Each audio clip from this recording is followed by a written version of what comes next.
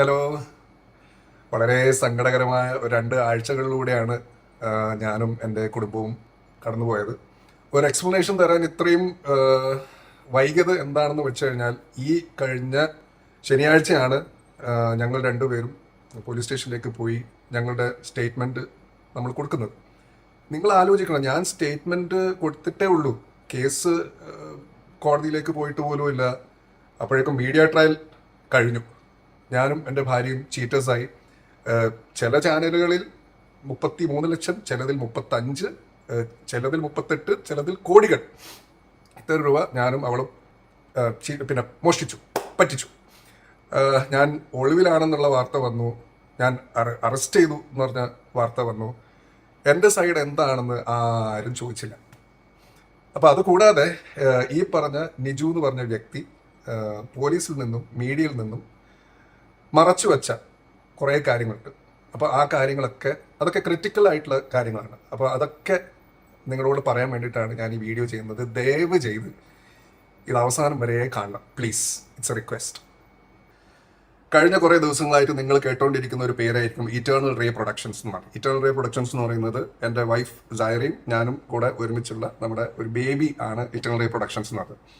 അപ്പം അങ്ങനെ eternal ray productions 2024 ദുബായിൽ ഉയരെന്നും പറഞ്ഞിട്ട് ഒരു ഷോ ചെയ്തു. അതിൽ എല്ലാ ആർട്ടിസ്റ്റുകളും ഉള്ള ഒരു വലിയൊരു ഷോ. പക്ഷെ അത് കഴിഞ്ഞിട്ട് അത് ഹിറ്റായിരുന്നു. അതിപ്പോൾ നമുക്ക് അതേപോലത്തെ ഒരു സംഭവം നമുക്ക് ഇവിടെ നമ്മുടെ നാട്ടിൽ ചെയ്യണമെന്ന് ഒരു ആഗ്രഹം. അപ്പം അങ്ങനെ ഞങ്ങൾ തീരുമാനിച്ചു, ഓക്കെ, എന്നാൽ പിന്നെ കൊച്ചിയിൽ നമുക്ക് ഉയരെ ചെയ്യാം. അപ്പം നമ്മളിത് ചെയ്യാൻ തീരുമാനിച്ച സ്ഥിതിക്ക് നമ്മൾ ഈ പ്രൊഡക്ഷൻ കമ്പനീസിൻ്റെ അടുത്ത് നമ്മൾ കൊട്ടേഷൻ എടുക്കണം. ആ കൂട്ടത്തിൽ വന്ന ഒരു കമ്പനിയായിരുന്നു ഉദയാപ്രോ. ഉദയാപ്രോയുടെ CEO എന്നും പറഞ്ഞിട്ട് നിജുരാജ് എന്ന് പറഞ്ഞ വ്യക്തി first time Shaan Rahman music conservatory എൻ്റെ സ്ഥാപനത്തിലേക്ക് വന്നിട്ട് അവിടെ നിന്നാണ് ഈ നിജുരാജുമായിട്ടുള്ള ഫസ്റ്റ് മീറ്റിംഗ് നടക്കണേ. അങ്ങനെ നമ്മൾ തീരുമാനിച്ചു, ഓക്കെ, ഉദയാപ്രോ ഫിക്സ്ഡ് എന്ന് പറഞ്ഞു. പക്ഷേ സംഭവിച്ചെന്താണെന്ന് വെച്ചാൽ, നമുക്ക് വിചാരിച്ച രീതിയിൽ നമുക്ക് സ്പോൺസേഴ്സിനെ നമുക്ക് കിട്ടിയില്ല. അങ്ങനെ ഇരിക്കെ ഒരു യൂണിവേഴ്സിറ്റിയിൽ നിന്ന് നമുക്കൊരു എൻക്വയറിയും കൂടി വന്നു. അതായത് വലിയ ഉയരല്ലാതെ ഒരു ചെറിയ ഷോ ചെയ്യാൻ വേണ്ടിയിട്ട്. അപ്പം ഞങ്ങൾക്കാണെങ്കിൽ ഇപ്പുറത്തെ സൈഡിൽ നമുക്ക് സ്പോൺസേഴ്സിനെ കിട്ടുന്നില്ല. അപ്പം ഞങ്ങൾ വിചാരിച്ചു, എന്നാൽ പിന്നെ ഇത് വേണ്ട, നമുക്ക് മറ്റൊരു അവസരത്തിലേക്ക് നമുക്ക് മാറ്റി വെക്കാം, നമുക്ക് ഈ ചെറിയ ഷോ നമുക്ക് ചെയ്യാം.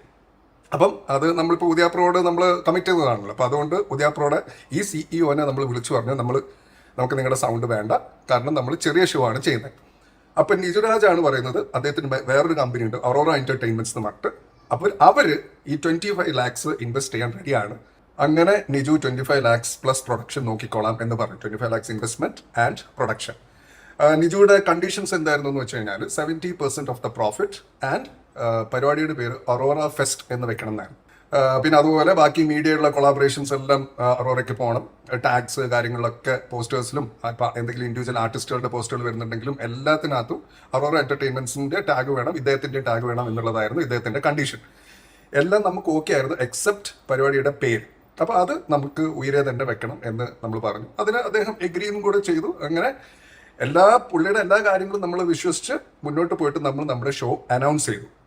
അങ്ങനെ ഡിസംബർ 1st വീക്കായി, ഡിസംബർ 2nd വീക്കായി.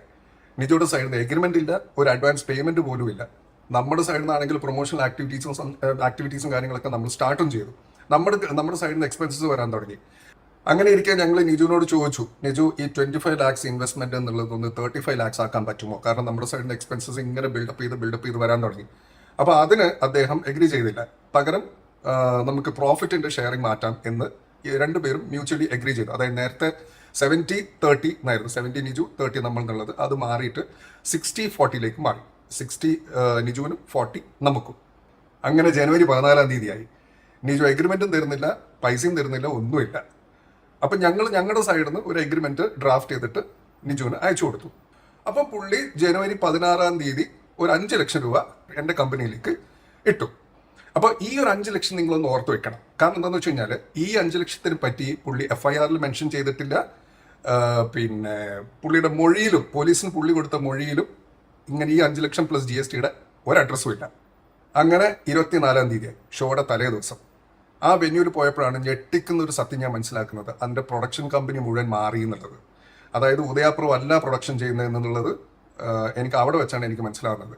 ഇത് ആസ് എ പാർട്ട്ണർ എന്നോട് ചെയ്യേണ്ട ഒരു കാര്യമില്ല, ആസ് എൻ ആർട്ടിസ്റ്റ് എന്നോട് ചെയ്യേണ്ട കാര്യമില്ല. കാരണം അത് വളരെ വൈറ്റൽ ആയിട്ടുള്ളൊരു ചേഞ്ചാണ് അവിടെ നടത്തിയിരിക്കുന്നത്. അത് നമ്മളിൽ നിന്നത് മറച്ചു വെച്ചു. പിന്നെ ലാസ്റ്റ് മിനിറ്റ് ആയതുകൊണ്ട് ഞാൻ ഒന്നും മിണ്ടിയില്ല, എന്തെങ്കിലും ആവട്ടെ എന്ന് വിചാരിച്ചു. അപ്പൊ ഇതൊരു രസകരമായ മറ്റൊരു കാര്യം എന്താണെന്ന് വെച്ച് കഴിഞ്ഞാൽ, ഈ പ്രൊഡക്ഷൻ കമ്പനി, അതായത് ഇപ്പോൾ ഉദയപ്രോ അല്ലാന്ന് നമുക്ക് മനസ്സിലായല്ലോ, നമ്മളെ അറിയിച്ചതുമില്ല. ഈ പുതിയ പ്രൊഡക്ഷൻ കമ്പനിയെ ഇദ്ദേഹം സമീപിക്കുന്നത് ഷാൻ റഹ്മാന്റെ പ്രൊഡക്ഷൻ മാനേജർ എന്നും പറഞ്ഞിട്ടാണ്, അല്ലാതെ ഉയരയുടെ പാർട്ട്ണർ എന്നും പറഞ്ഞിട്ടല്ല. ബാക്കിയുള്ള എല്ലാ സ്ഥലങ്ങളിലും ഇദ്ദേഹം ഉയരയുടെ പാർട്ട്ണറാണ്. കാരണം പോസ്റ്ററിൽ പേരുണ്ട്, പുള്ളിയുടെ ടാഗ് ഉണ്ട്, എല്ലാം ഉണ്ട്. ഈ ഒരു സ്ഥലത്ത് മാത്രം പുള്ളി ഷാൻ റഹ്മാന്റെ പ്രൊഡക്ഷൻ മാനേജർ. എന്താണെന്ന് വെച്ച് കഴിഞ്ഞാൽ, ഷോ കഴിഞ്ഞിട്ട് ഇനി എന്തെങ്കിലും ഇഷ്യൂസോ കാര്യങ്ങളോ ഉണ്ടെങ്കിൽ അതിന്റെ റെസ്പോൺസിബിലിറ്റീസിന് പുള്ളി മാറി. അപ്പൊ ഇതൊരു കാൽക്കുലേറ്റഡ് മൂവ് ആയിട്ട് എനിക്ക് തോന്നി. നമ്മളിൽ നിന്ന് മറച്ചു വെച്ച മറ്റൊരു വൈറ്റൽ ഇൻഫർമേഷൻ ആയിരുന്നു അവിടെ ഡ്രോൺ പറത്താനുള്ള പെർമിഷൻ ഇല്ല എന്നുള്ളത്. അത് ഡ്രോൺ പറത്തി, എന്നിട്ട് പുലർച്ചെ വരെ അവിടെ നിന്നിട്ട് അവന് ജാമ്യം നിന്ന് ഇറക്കിക്കൊണ്ടുവന്നത് നമ്മുടെ ടീം മെമ്പേഴ്സാണ്. അങ്ങനെ ഉയരെ ഷോ കഴിഞ്ഞു. നമ്മുടെ സൈഡിലുള്ള പേയ്മെന്റ്സും കാര്യങ്ങളൊക്കെ സെറ്റിൽ ചെയ്യാൻ തുടങ്ങി. ആ സമയത്ത് നിജു ഒരു 45 ലക്ഷത്തിന്റെ ഒരു ബില്ലുമായിട്ട് വന്നു. അപ്പൊ ഇത് എന്തിന്റെ ബില്ലാണെന്ന് റൈറ്റിങ്ങിൽ തരാൻ പറഞ്ഞു. കാരണം മനസ്സിലായില്ല. അപ്പം റൈറ്റിങ്ങിൽ വന്നപ്പം അത് ഈ 45 ലക്ഷം എന്നുള്ളത് 47 പിന്നീട് അത് 51. നിങ്ങളൊരു കാര്യം മനസ്സിലാക്കണം, നിജു പാർട്ട്ണറാണ്. പാർട്ട്ണർ എന്ന് പറഞ്ഞിട്ട് ഇൻവെസ്റ്റും ചെയ്തില്ല. എന്നിട്ട് ഈ പറയുന്ന പോലെ നിജുയുടെ എക്സ്പെൻസ് കൂടെ ഞങ്ങൾ കൊടുക്കണം എന്ന് പറഞ്ഞു കഴിഞ്ഞാൽ അത് എവിടുത്തെ ന്യായമാണത്? ഇതിന് ശേഷം നിജു നിരന്തരമായിട്ട് സൈറനെ വിളിച്ച് സൂയിസൈഡ് ചെയ്യും, പിന്നെ വേറെ വഴിയില്ല, ആത്മഹത്യ ചെയ്യും. ഉയരെന്ന് പറഞ്ഞ ഷോ ഒരു വിഷ്വൽ ട്രീറ്റ് ആയിരുന്നു, പക്ഷെ ഇറ്റ് വാസ് എ ലോസിലാണ്. അത് നിജുവിനും അറിയാം, കാരണം ബുക്ക് മൈ ഷോയുടെ പിന്നെ ഐഡിയും പാസ്വേഡും ഒക്കെ നമ്മൾ ഓൾറെഡി കൊടുത്തതാണ്. അപ്പൊ ഈ 2 ആഴ്ചത്തെ കണ്ടിന്യൂസ് ഹറാസ്മെന്റ്സിന് ശേഷം സൈറ ഓൾമോസ്റ്റ് ഔട്ടായി തുടങ്ങി. അപ്പോൾ എന്നോട് പറഞ്ഞു, ആ ഇട്ട 5 ലക്ഷം രൂപ ഞാൻ തിരിച്ചു കൊടുക്കാണ്. ഞാൻ പറഞ്ഞു, പൊന്നു പോലെ നിനക്ക് അതാണ് നിനക്ക് സമാധാനം തരുന്നെങ്കിൽ നീ അത് തിരിച്ചു കൊടുത്തോ എന്ന് ഞാൻ പറഞ്ഞു.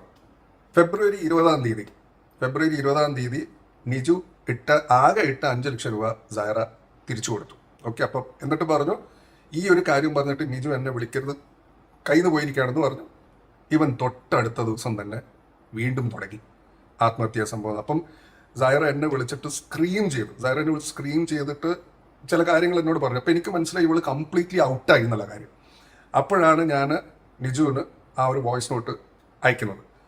അപ്പോൾ അതിന്റെ ബിറ്റ്സ് ആൻഡ് പീസസ് മാത്രമാണ് ഇപ്പം ബാക്കിയുള്ള സ്ഥലങ്ങളിലൊക്കെ വന്നുകൊണ്ടിരിക്കുന്നത്. അത് ഞാൻ എക്സ്പ്ലെയിൻ ചെയ്യാം. അതൊരു 5.5 മിനിറ്റ് നീളമുള്ള വോയിസ് നോട്ടാണ്. അപ്പോൾ അതിന്റെ നിങ്ങളെ പ്രൊവോക്ക് ചെയ്യുന്ന ചില ഭാഗങ്ങൾ മാത്രമേ പുറത്തു വന്നിട്ടുള്ളൂ.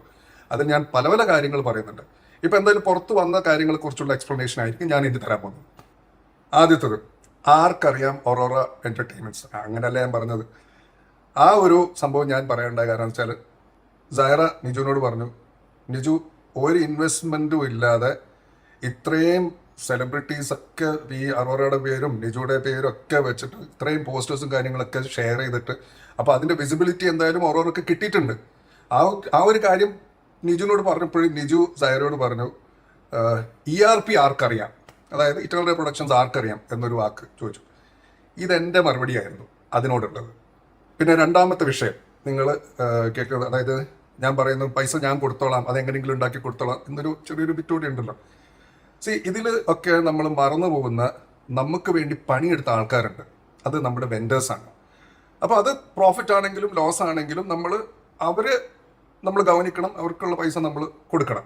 ഇത് നിജു കൊടുക്കേണ്ട പൈസയാണ് കേട്ടോ. നിജു കൊടുക്കേണ്ട പൈസയെക്കുറിച്ചാണ് നമ്മൾ സംസാരിച്ചുകൊണ്ടിരിക്കുന്നത്. അപ്പം നമ്മൾ ആർക്കൊക്കെ എന്തൊക്കെ കൊടുക്കാനുള്ളതിന്റെ സത്യസന്ധമായ കണക്ക് ചോദിച്ചു. ഈ പറഞ്ഞ പിന്നെ 45, പിന്നെ അത് 47, പിന്നെ അത് 51, ഇതൊന്നും അല്ലാതെ സത്യസന്ധമായിട്ടുള്ള കണക്ക് എന്താണെന്ന് ചോദിച്ചു. ഞങ്ങൾ നിജുവിനെ പേ ചെയ്യില്ല എന്ന് മനസ്സിലാക്കിയപ്പോൾ നിജു കേസ് കൊടുത്തു, FIR ഇട്ടു. ആ FIR മീഡിയയിലേക്ക് ലീക്ക് ചെയ്തു. അതിൽ നിജുവിന്റെ മൊഴിയും കാണാം നിങ്ങൾക്ക്. അതിൽ നിങ്ങൾ ശ്രദ്ധിച്ചു നോക്കിയാൽ മതി. ഞാൻ പറയുന്ന ഒരു കാര്യമില്ല. അത് നിജു പോലീസിനോടും പറഞ്ഞിട്ടില്ല, മീഡിയയോടും പറഞ്ഞിട്ടില്ല. വെൻഡേഴ്സിന്റെ പ്രശ്നങ്ങൾ തീർക്കാൻ വേണ്ടി ഞങ്ങൾ അവരോട് ഡയറക്റ്റ്ലി ഡിസ്കഷൻ തുടങ്ങി എന്നറിഞ്ഞപ്പോൾ നിജു വെൻഡേഴ്സിനെ അപ്രോച്ച് ചെയ്തിട്ട് അവനൊരു കോംപ്രമൈസിന് തയ്യാറാണ് എന്നും പറഞ്ഞിട്ട് 2 പേരെ എൻ്റെ വീട്ടിലേക്ക് വിട്ടു. അതിലൊരാൾ വെൻഡറുമാണ്, കാരണം അയാൾക്ക് അയാളുടെ പ്രോബ്ലം സോൾവ് ആണ്. എന്നിട്ട് എനിക്കൊരു നിജുയുടെ ഒരു വോയിസ് നോട്ടും കേൾപ്പിച്ചു തരണം. അതായത് എല്ലാം ഒരു തെറ്റിദ്ധാരണയായിരുന്നു എന്ന് മീഡിയയോട് പ്രസ് കോൺഫറൻസ് വിളിച്ച് പറഞ്ഞേക്കാം. ഇതൊരു തെറ്റിദ്ധാരണ. 2 കുടുംബങ്ങൾ അവിടെ ഇരുന്ന് ഉരുകി, നാട്ടുകാരുടെ മുഴുവൻ തെറിയും കേട്ട് ആകെ ഔട്ടായിട്ട് എനിക്ക് വർക്ക് ചെയ്യാൻ പറ്റുന്നില്ല, ആർക്കും വർക്ക് ചെയ്യാൻ പറ്റുന്നില്ല, വീട്ടിൽ സമാധാനം ഇല്ല. ഇങ്ങനത്തെ ഒരു സിറ്റുവേഷനിലേക്ക് എത്തിച്ചിട്ട് എല്ലാം ഒരു തെറ്റിദ്ധാരണ എൻ്റെ ഉണ്ട് ആ വോയിസ് നോട്ട്. കാരണം ഞാൻ ഈ മീറ്റിംഗ് ഫുൾ ഞാൻ റെക്കോർഡ് ചെയ്തു. കാരണം ബേസിക്കലി എനിക്ക് വിശ്വാസം കുറഞ്ഞു മൊത്തത്തിൽ. അങ്ങനെ ഞങ്ങൾ വെൻഡേഴ്സിനോട് സംസാരിച്ചിട്ട് ഒരു സ്പെസിഫിക് തുകയിൽ നമ്മൾ എത്തി. നമ്മൾ പറഞ്ഞു അത് നമ്മൾ ക്ലിയർ ചെയ്തോളാം. പകരം വേണ്ടത് എന്താണെന്ന് വെച്ച് കഴിഞ്ഞാൽ നിജുവിൻ്റെ സത്യസന്ധമായിട്ടുള്ള പബ്ലിക് അപ്പോളജി, അല്ലാതെ ഈ മിസ്അണ്ടർസ്റ്റാൻഡിങ് അതൊരു തെറ്റിദ്ധാരണയുടെ പുറത്ത് ആയിരുന്നു ഇതൊന്നുമല്ല, പ്രോപ്പർ ആയിട്ടുള്ള ഒരു പബ്ലിക് അപ്പോളജി നമുക്ക് വേണം എന്ന് പറഞ്ഞു. വെൻഡേഴ്സ് അത് എഗ്രി ചെയ്തു. എന്നിട്ട് വെൻഡേഴ്സ് പോയി. നെക്സ്റ്റ് ഡേ ഈ വെൻഡേഴ്സ് നിജുവിനെ പോയിട്ട് കണ്ടു. നിജു എന്ത് ചെയ്തു? നിജു പറഞ്ഞു അത് പറയാൻ പറ്റില്ല.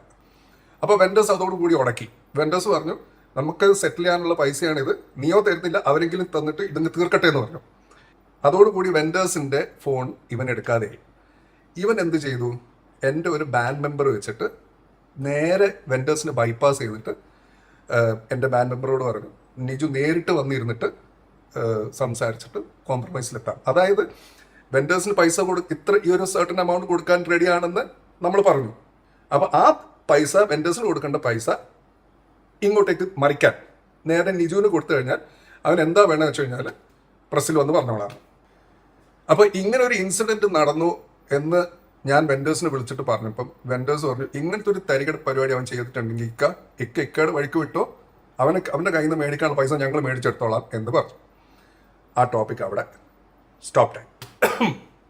ഇപ്പോഴത്തെ കറണ്ട് സിറ്റുവേഷൻ എന്താണെന്ന് വെച്ച് കഴിഞ്ഞാൽ ഞങ്ങൾ 29-ാം തീയതി പോലീസ് സ്റ്റേഷനിൽ പോയി ഞങ്ങൾ മൊഴി കൊടുത്തു.